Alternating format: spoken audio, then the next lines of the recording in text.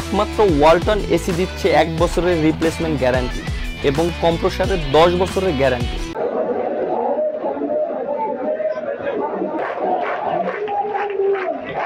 আমাদের দাবি মূলত একটাই, সেটা হচ্ছে যে কোটাকে বাতিল করা না, কোটাকে সংস্কার করা, এবং সেটা হচ্ছে সর্বোচ্চ 5%-এর মধ্যে অন্তর্ভুক্ত থাকবে হচ্ছে প্রতিবন্ধী কোটা, মুক্তিযোদ্ধা কোটা। মুক্তিযোদ্ধা কোটা বলতে মুক্তিযোদ্ধাদের সন্তান পর্যন্ত, নাতিপুতনি এগুলো না।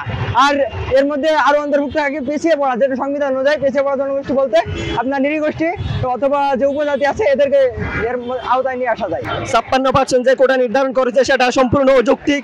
আমরা মনে করি সরকার সেটার যৌক্তিক সংস্কার করুক এবং একটা যৌক্তিক সংস্কারের মাধ্যমে কোটা নির্ধারণ করুক। আমাদেরকে পুলিশের ভয় দেখিয়ে, আমাদেরকে হামলা মামলা দিয়ে চবিয়ানদের বা চট্টগ্রামবাসীদেরকে দমিয়ে রাখা যাবে না। আমরা রাজপথ ছাড়বো না যতদিন না পর্যন্ত আমাদের দাবি আদায় হচ্ছে।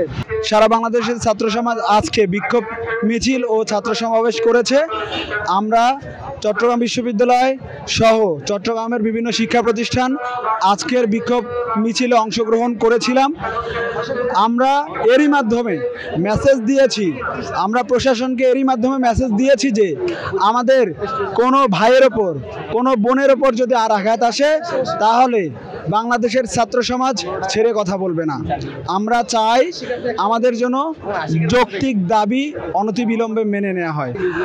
আজকে চট্টগ্রাম বিশ্ববিদ্যালয়ের হাজারো শিক্ষার্থী এখানে এসেছে।